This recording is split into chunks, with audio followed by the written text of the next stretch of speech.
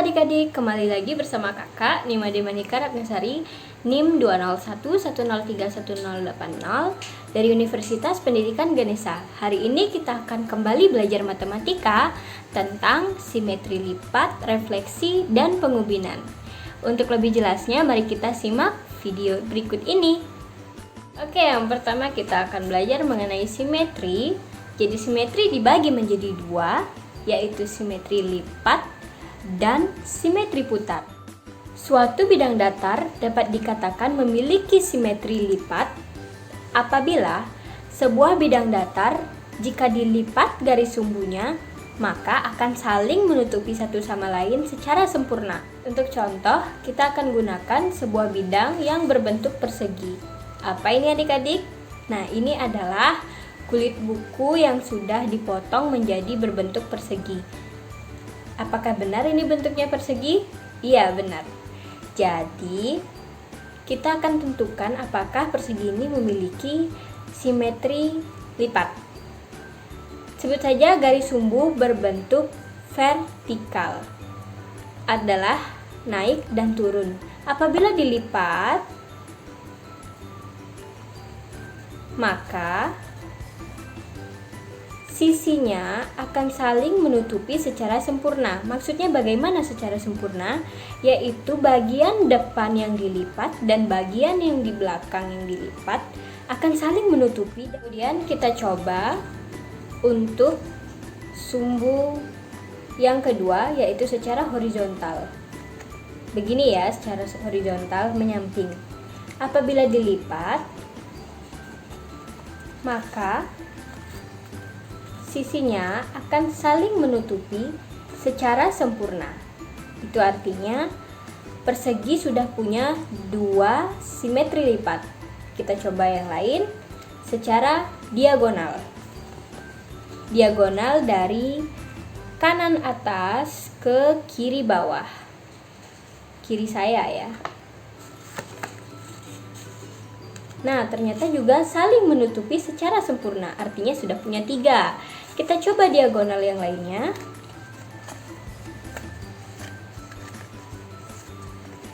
Wah, ternyata saling menutupi.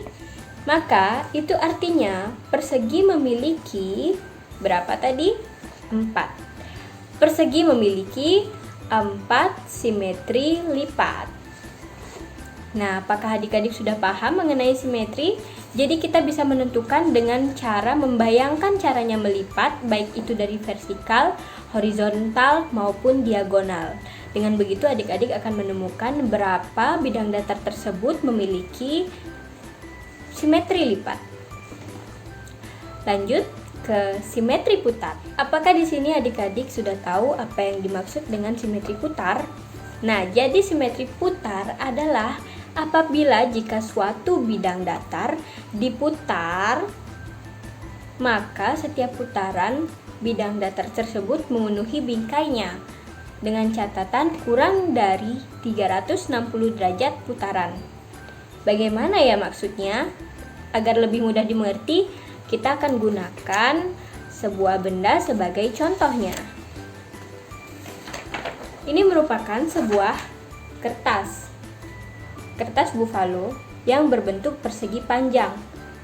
Kita akan coba putar beberapa kali dan menentukan apakah kertas ini memenuhi bingkainya secara sempurna, kurang dari 360 derajat.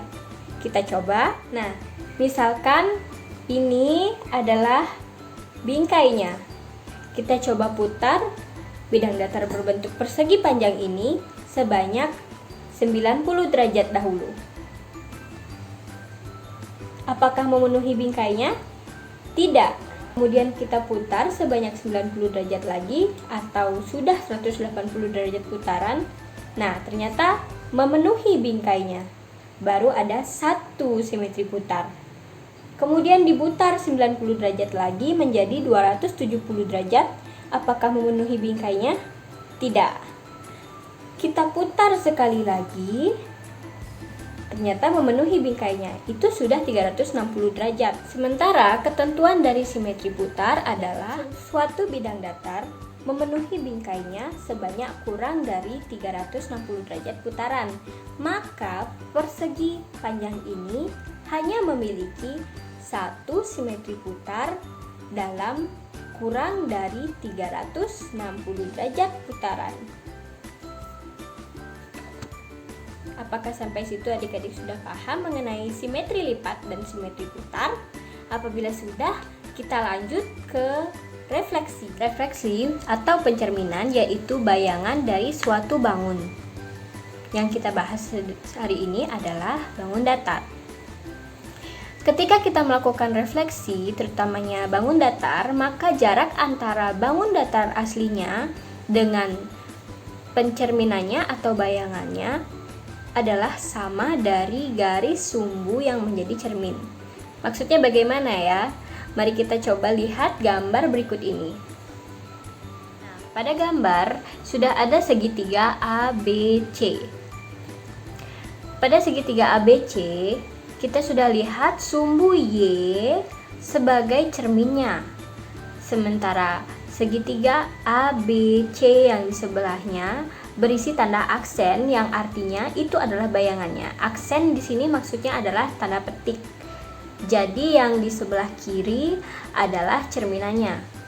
Itu jaraknya sama, terletak di angka 1 dan negatif 1. Itulah mengapa yang dimaksud dengan cermin dengan benda yang sebenarnya dan benda yang menjadi bayangannya adalah jaraknya sama. Itulah yang dimaksud dengan refleksi. Baik, untuk materi yang terakhir atau materi yang ketiga yaitu pengubinan.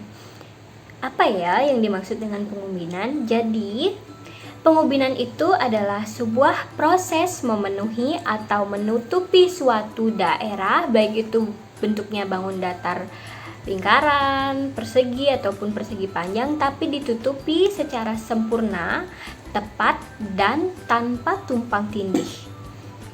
Pengubinan ini bisa digunakan untuk mengetahui sebuah luas dari suatu daerah. Bagaimana ya maksudnya? Mari kita simak video berikut ini. Nah, yang pertama, perhatikan gambar berikut ini. Nah, pada gambar terdapat sebuah bangun datar, bentuknya apa? Ya, persegi, benar sekali. Sebuah bangun datar yang berbentuk persegi ini berisi sebuah kotak-kotak kecil berbentuk persegi. Jadi, persegi yang berwarna merah inilah yang disebut pengubinan. Ada berapa banyak ubin warna merah pada persegi panjang yang mengisi di dalam persegi ini? Kita hitung 1, 2, 3, 4, 5, 6, 7, 8, 9, 10, 11, 12. Jadi, banyak ubin yang berbentuk persegi yang menutupi sebuah bidang datar persegi panjang adalah sebanyak 12 ubin persegi.